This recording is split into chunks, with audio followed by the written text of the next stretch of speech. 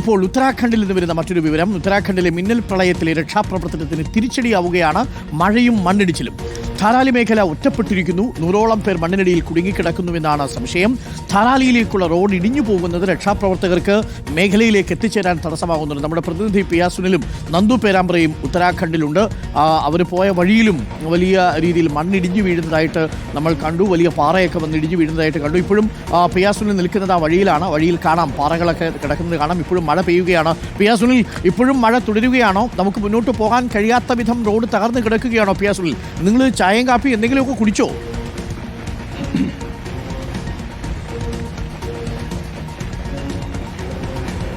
അരുൺ, രാവിലെ നമ്മൾ കണ്ട ആ റോഡ് പൊളിഞ്ഞു കിടക്കുന്ന ആ പ്രദേശത്ത് നിന്ന് ഞങ്ങൾ കുറച്ചുകൂടി മുന്നോട്ട് വന്നു. അതായത് അതിന് തൊട്ട് മുൻപുള്ള ഒരു വഴിയിലൂടെ ഈ മലമുകളിലൂടെയുള്ള ഒരു ഗ്രാമീണ പാതയിലൂടെ കയറി ഞങ്ങൾ ഏതാണ്ട് ഒരു 50ഓളം കിലോമീറ്റർ യാത്ര ചെയ്ത് വളരെ പതുക്കെയാണ് വന്നത്. പക്ഷേ അതിന് തൊട്ട് ഇപ്പുറത്തെത്തിയപ്പോൾ കണ്ട കാഴ്ച, ഇവിടെയും റോഡ് മുഴുവൻ തകർന്നു പോയി.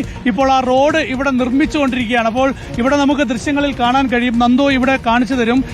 അപ്പോൾ ഈ മുന്നോട്ടുള്ള യാത്രയിൽ അടുത്ത തടസ്സമായി ഇവിടെ റോഡ് മുഴുവൻ തകർന്നതാണ്. അപ്പോൾ ആ റോഡ് ഇപ്പോൾ ഇവിടെ നിന്ന് അങ്ങോട്ട് റോഡ് നിർമ്മിച്ചു തുടങ്ങിയതാണ്. ഇപ്പോഴും അവിടെ JCB ഒക്കെ തന്നെ ഈ റോഡ് ഈ അപ്പുറത്ത് ഇടിഞ്ഞു പൊളിഞ്ഞു കിടക്കുകയാണ്. അങ്ങോട്ട് കൂടുതൽ പോകാൻ നമ്മളെ അനുവദിക്കുമെന്ന് അറിയില്ല. ഏതായാലും ഇത്രയും ദൂരം ഏതാണ്ട് ഇപ്പോൾ ഒരു 10-30 മീറ്റർ ദൂരത്തിൽ ഇപ്പോൾ കല്ലും മണ്ണും ഒക്കെ തന്നെ ഇവിടെ നിറച്ച് ഇപ്പോൾ റോഡ് ഉണ്ടാക്കുന്നുണ്ട്. നോക്കൂ, അങ്ങോട്ട് റോഡേ ഇല്ല. താഴെ ഭഗീരഥി നദി കുത്തിയൊലിച്ച് പോകുന്നത് കാണാം. ചെങ്കുത്തായ ഒരു പ്രദേശമാണ്. അവിടെ റോഡ് മുഴുവനായി തന്നെ പൂർണ്ണമായി ഇടിഞ്ഞു പോയിട്ടുണ്ട്. അപ്പോൾ അവിടെ റോഡ് നിർമ്മിച്ചുകൊണ്ടിരിക്കുകയാണ്. ഇപ്പുറത്താണെങ്കിൽ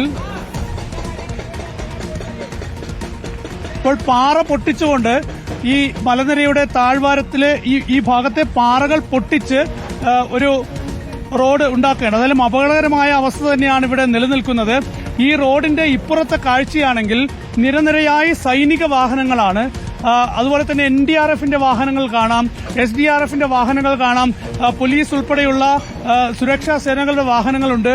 അപ്പോൾ ഈ എല്ലാവരും ഈ ഒരു ധാരാളിയിലേക്ക് പോകാനുള്ള ഒരു ശ്രമത്തിലാണ്. പക്ഷേ ഇതുവരെ ആ ദൌത്യം ലക്ഷ്യത്തിലേക്ക് എത്തിയിട്ടില്ല. അവിടെ രക്ഷാപ്രവർത്തനം തുടരുന്നുണ്ട്. പക്ഷേ രക്ഷാപ്രവർത്തനത്തിന് വേണ്ട വലിയൊരു സംഘം ഇപ്പോഴും ആ പ്രദേശത്തേക്ക് എത്താൻ കഴിയാതെ ഇവിടെ കുടുങ്ങിക്കിടക്കുന്ന ഒരു കാഴ്ച തന്നെയാണ്. എത്ര മണിക്കൂർ സമയമെടുക്കും ഈ റോഡ് പൂർണ്ണമായി നിർമ്മിച്ചു കഴിയാൻ എന്നത് വ്യക്തമല്ല. അപ്പോൾ പലയിടങ്ങളിലായി ഇതുപോലെ റോഡ് പൂർണ്ണമായി തന്നെ തകർന്ന് പോയിരിക്കുന്നതാണ് ഈ രക്ഷാദൌത്യത്തെ ഗുരുതരമായി തന്നെ ബാധിക്കുന്നത്. നമ്മളൊക്കെ തന്നെ കാണുന്ന കാഴ്ച 10, 15, 20 ആംബുലൻസ് ഒക്കെ തന്നെ ഇവിടെ വരിവരിയായി നിൽക്കുന്നതാണ്. ഒരു വാഹനത്തിന് മുന്നോട്ട് പോകാൻ കഴിയാത്ത ഒരു അവസ്ഥയാണ്. ദുർഘടം പിടിച്ച ഒരു പാത തന്നെയാണ്. അപ്പോൾ ഈ റോഡ് പൂർണ്ണമായി ഇന്ന് നിർമ്മിച്ചെടുക്കാൻ ഒരുപക്ഷെ എത്ര മണിക്കൂറുകൾ എടുക്കും എന്ന് നമുക്ക് പറയാൻ കഴിയുകയില്ല. പാറ പൊട്ടിച്ച് മുന്നോട്ട് പോവുകയാണ്. ഈ വശത്തേക്ക് നമ്മുടെ ക്യാമറാമാൻ ദൃശ്യങ്ങൾ കാണിക്കും. ഒരുപാട് വാഹനങ്ങൾ നിരനിരയായി നിൽക്കുന്നത് നമുക്ക് കാണാൻ കഴിയും. ഇവർക്ക് എപ്പോൾ ഈ ഒരു പാത നിർമ്മിച്ച് അതിലൂടെ അപ്പുറം കടന്നു പോകാൻ കഴിയും എന്ന കാര്യം ഒരു നിമിഷം തുടരണം. അവിടെ തന്നെ സുരക്ഷിതമായി തന്നെ റിപ്പോർട്ട് ചെയ്യുക. നമുക്കറിയാം, അത് അവിടെ നിന്ന് നമ്മൾ മാത്രമാണ് അവിടെ എത്തിയിരിക്കുന്ന ഏക മലയാളം ചാനൽ.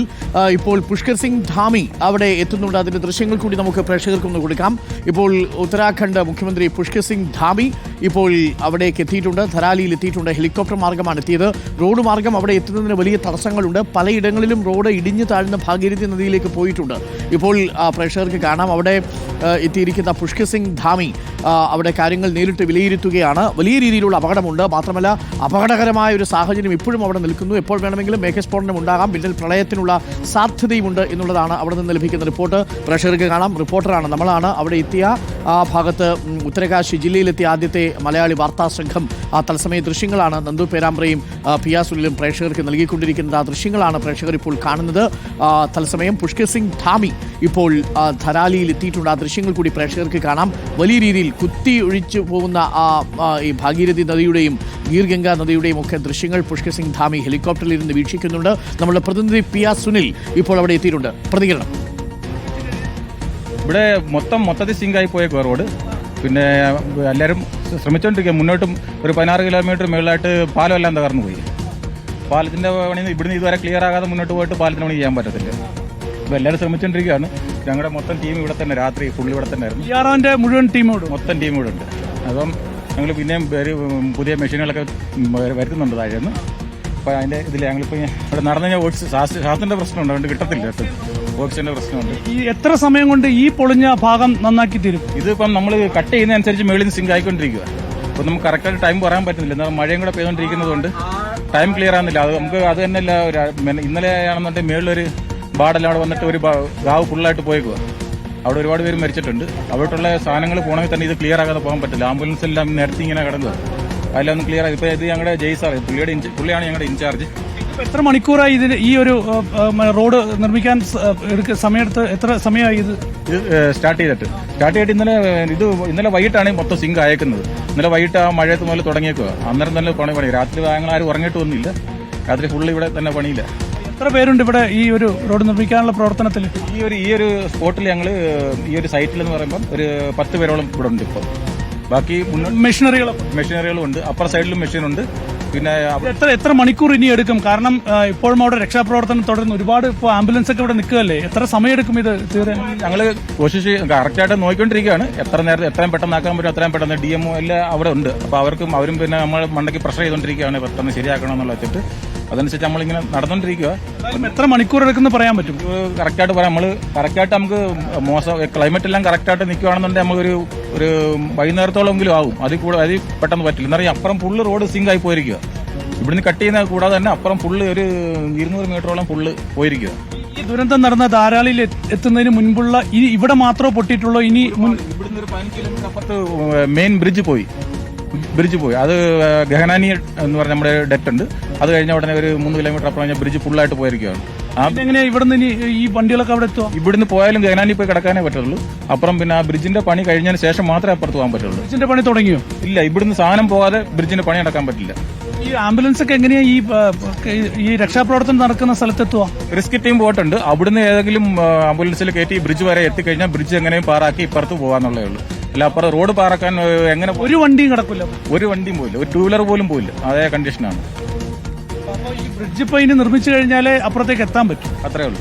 മറ്റെന്തെങ്കിലും മാർഗമുണ്ടോ അപ്പുറത്തേക്ക് എത്താൻ? മാർഗം എന്ന് പറഞ്ഞാൽ റിസ്ക് ടീം മേലും കയർ കെട്ടി അങ്ങനെ അപ്പുറത്ത് പോകാനുള്ള ഒരു മാർഗ്ഗമുള്ളൂ. ഇപ്പൊ നടന്നപ്പുറത്ത് പോകാൻ പോലും പറ്റാത്തൊരവസ്ഥയിൽ പോയിരിക്കുക ഫുള്ള്. ധാരാളിലേക്ക് വാഹന മാർഗം എത്തുക എന്നുള്ളത് ഈ അടുത്ത 1-2 ദിവസങ്ങളിൽ സാധ്യമല്ല. അപ്പൊ ഇവിടുന്ന് എങ്ങനെ ഈ ആളുകളെ കൊണ്ടുപോകാൻ? ഹെലികോപ്റ്റർ എന്തെങ്കിലും ഉപയോഗിച്ച് കൊണ്ടുപോകാനുള്ളത് നടക്കും. അപ്പം DC ഒക്കെ അപ്പുറത്തുണ്ട്. അപ്പം പോലീസ് ഓഫീസർമാരും എല്ലാം ഉണ്ട്. അവർ പറഞ്ഞേക്കെന്ന് പറഞ്ഞപ്പോൾ ഹെലികോപ്റ്റർ വരുത്താന്നുള്ള. ഹെലികോപ്റ്റർ ഗ്രൗണ്ടും പക്ഷേ ഫുള്ള് പോയിരിക്കുക. അത് നമ്മുടെ BROയുടെ തന്നെ ലേബർ ഉണ്ട്. അവരെല്ലാം അവിടെ ചേർന്നിട്ട് വൃത്തിയാക്കിക്കൊണ്ടിരിക്കുകയാണ് ഹെലിപ്പാഡ് ഗ്രൗണ്ട്. ഇങ്ങനെ മഴ പെയ്യുമ്പോൾ ഹെലികോപ്റ്റർ എങ്ങനെ പറത്തും? ഇത് ഹെലികോപ്റ്റർ റിസ്ക് എടുത്ത് വന്നേ പറ്റുള്ളൂ. ആർമിയുടെ അല്ലെങ്കിൽ ആർമിയുടെ ഹെലികോപ്റ്റർ ഏതെങ്കിലും വരും, വന്നേ പറ്റുള്ളൂ. അല്ലാതെ നമുക്ക് ബൈ റോഡ് എന്ന് പറഞ്ഞാൽ കുറഞ്ഞൊരു 3 ദിവസം എടുക്കാതെ ബൈ റോഡ് അവിടെ എത്തത്തില്ല. പാലം തകർന്നു എന്ന് പറഞ്ഞ സ്ഥലത്ത് നിന്ന് എത്ര ദൂരമുണ്ട് ഈ ധാരാളി ആ വില്ലേജിലേക്ക്? ഇവിടുന്ന് 30 കിലോമീറ്റർ ഉണ്ട്. ഈ പാലം പോയടുത്തുനിന്ന് 30 കിലോമീറ്റർ അപ്പുറം പോയെങ്കിൽ മാത്രമേ നമുക്ക് ഈ ധാരാമിൽ എത്താൻ പറ്റത്തുള്ളൂ. ഇവിടുന്ന് 20 കിലോമീറ്റർ ദൂരമുണ്ട് ആ പാലത്തിലേക്ക്. അവിടെ 15 കിലോമീറ്ററോളം ഉണ്ട് പാലം പോയേക്കുന്നത്. പോയാലേ പറ്റുള്ളൂ. അതിപ്പം നമ്മൾക്ക് കോൺക്രീറ്റ് പാലമായിരുന്നു, അതെല്ലാം പോയി. ഇനിയിപ്പോൾ ഇവിടുന്ന് ബാക്കിയുള്ള ഇരുമ്പ് സാധനങ്ങൾ എന്തെങ്കിലുമൊക്കെ എത്തി എങ്ങനെയെങ്കിലും അപ്പുറത്ത് വണ്ടി കടത്താനുള്ള പരിപാടി നടത്തിയേ പറ്റുള്ളൂ. സ്ഥലത്തിന്റെ പേരെന്തായിരുന്നു? ഗഹനാനി. അരുൺ, കേൾക്കാമെങ്കിൽ ഇപ്പോൾ ഈ റോഡ് തകർന്നതിന് തൊട്ടപ്പുറത്തായി ഗഹനാനി എന്നൊരു സ്ഥലമുണ്ട്. അവിടുത്തെ ഒരു ബ്രിഡ്ജ്, ഒരു പാലം മുഴുവൻ ഒലിച്ചു പോയിട്ടുണ്ട്. അപ്പോൾ ആ പാലം കൂടി ഇനി നിർമ്മിക്കണം. അപ്പോൾ ആ പാലം കൂടി നിർമ്മിച്ച ശേഷം മാത്രമേ രക്ഷാസംഘത്തിന് ഈ ഒരു വില്ലേജിലേക്ക്, ഈ ഒരു ദുരന്തം നടന്ന പ്രദേശത്തേക്ക് എത്താൻ കഴിയൂ എന്നാണ് ഇപ്പോൾ BROന്റെ ഉദ്യോഗസ്ഥൻ ചൂണ്ടിക്കാണിക്കുന്നത്. അപ്പോൾ ഇവിടം കൊണ്ട് തടസ്സം തീരുന്നില്ല, ഇനിയും തടസ്സങ്ങൾ ഏറെയുണ്ട്. ഇപ്പോൾ ആ പാലം കടക്കാനൊക്കെയായിട്ട് കയറ് കെട്ടിയുള്ള ഒരു സംവിധാനമാണ് ഇപ്പോൾ ഏർപ്പെടുത്തിയിരിക്കുന്നത്. അതല്ലാതെ മറ്റ് സംവിധാനങ്ങളില്ല എന്ന് ഇപ്പോൾ BRO ഉദ്യോഗസ്ഥൻ ചൂണ്ടിക്കാണിക്കുന്നത്. ഏതായാലും ഇപ്പോൾ ഇവിടെ നടക്കുന്ന ഈ റോഡിന്റെ നിർമ്മാണ പ്രവർത്തനം പൂർത്തിയാക്കി. അത് വൈകുന്നേരം വരെ സമയമെടുക്കുമെന്നാണ് പറയുന്നത്. അതിനുശേഷം മാത്രമാണ് ഇവിടുന്ന് ഈ ഒരു മെഷീനറിയൊക്കെ തന്നെ ആ ഒരു പാലം നിർമ്മാണത്തിനായി അവിടെ എത്തിക്കാൻ സാധിക്കുകയുള്ളൂ. അതിനുശേഷം മാത്രമായിരിക്കും പിന്നീട് ഈ ആംബുലൻസ് ഉൾപ്പെടെയുള്ള വാഹനങ്ങൾക്ക് എല്ലാം അവിടേക്ക് എത്താൻ സാധിക്കുള്ളൂ, ഈ ദുരന്തം നടന്ന പ്രദേശത്തേക്ക് എത്താൻ സാധിക്കുള്ളൂ. അപ്പോൾ വലിയ ശ്രമകരമായ ദൌത്യമാണ് സാഹചര്യമാണ് ഏതായാലും ഇവിടെ തുടരുന്നത്. അരുൺ, ഓക്കെ, പിയാസുനിൽ സുരക്ഷിതമായി മാത്രം നിന്ന് റിപ്പോർട്ട് ചെയ്യുക. ആ സ്ഥലം വളരെ പ്രതികൂല അവസ്ഥയിലുള്ള സ്ഥലമാണ്. മാത്രമല്ല അവിടെ വാഹനങ്ങളൊന്നും ധരാലിയിലേക്ക് പോകുന്നില്ല എന്നാണ് മലയാളി സൈനികർ ഇപ്പോൾ പറഞ്ഞത്. ഇവിടെ എത്തുന്ന ആദ്യത്തെ വാർത്താസംഘം, മലയാളി വാർത്താസംഘം നമ്മളാണ്. ഒരുപക്ഷെ തെക്കേ ഇന്ത്യയിൽ നിന്ന് തന്നെയുള്ള ആദ്യത്തെ വാർത്താസംഘം നമ്മളായിരിക്കണം. മറ്റ് ANAയുടെ ഏജൻസിയിൽ നിന്നൊക്കെ ലഭിക്കുന്ന ചില വിഷ്വൽസ് മാത്രമാണ് ലഭിച്ചത്. ഈ വിഷ്വൽസ് നമ്മൾ പ്രേക്ഷകരിലേക്ക് എത്തിക്കുന്നത് വളരെ ബുദ്ധിമുട്ടേറിയ ഒരു ടെറൈനിൽ നിന്നുകൊണ്ടാണ്. പിയാസുനിലും ഒപ്പം നന്ദു പേരാമ്പ്രയുമാണ് ആ ദൃശ്യങ്ങൾ പകർത്തുന്നത്. അവിടേക്ക് പോകാൻ കഴിയില്ല. കുറേ അധികം ദൂരം ചുറ്റിയും വളഞ്ഞും നടന്നുമൊക്കെയാണ് ഈ പോയ പ്രദേശങ്ങളിൽ ഇപ്പോൾ പകർത്തിക്കൊണ്ടിരിക്കുന്നത്. കനത്ത മഴയുമാണ് പിയാസുനിൽ കുടപിടിച്ച് നിൽക്കുന്നത്. പ്രേക്ഷകർക്ക് കാണാനും സാധിക്കും. വാഹനങ്ങളൊന്നും അങ്ങോട്ട് പോകാത്തൊരു സാഹചര്യമുണ്ട്. ധരാലിയിലേക്കുള്ള വഴിയിലാണ് ഇപ്പോൾ പിയാസുനിലും നമ്മളുടെ പ്രതിനിധി നന്ദു പേരാമ്പ്രയും നിൽക്കുന്നത്. പാലം അപ്പാടെ ഒലിച്ചുപോയി 2 വീലർ പോകുന്നില്ല, നടന്നു പോകാൻ പോലും കഴിയില്ല എന്നാണ് ആ മലയാളി സൈനികൻ ഇപ്പോൾ നമ്മളോട് പറഞ്ഞിരിക്കുന്നത്. ഹെലികോപ്റ്റർ ഹെലിപ്പാഡടക്കം അവിടെ പോകുന്ന സാഹചര്യം ഉണ്ടായി. പുഷ്കർ സിംഗ് ധാമി മറ്റൊരു ഹെലിപ്പാഡിലാണ് ഇപ്പോൾ ഇറങ്ങിയിരിക്കുന്നത്. ആ തത്സമയ ദൃശ്യങ്ങൾ നമ്മൾ നേരത്തെ കണ്ടു. അപ്പോൾ പ്രിയപ്പെട്ട പ്രേക്ഷകരെ, ഏറ്റവും പുതിയ അപ്ഡേറ്റുകൾക്കായി നിങ്ങൾ തുടരുക.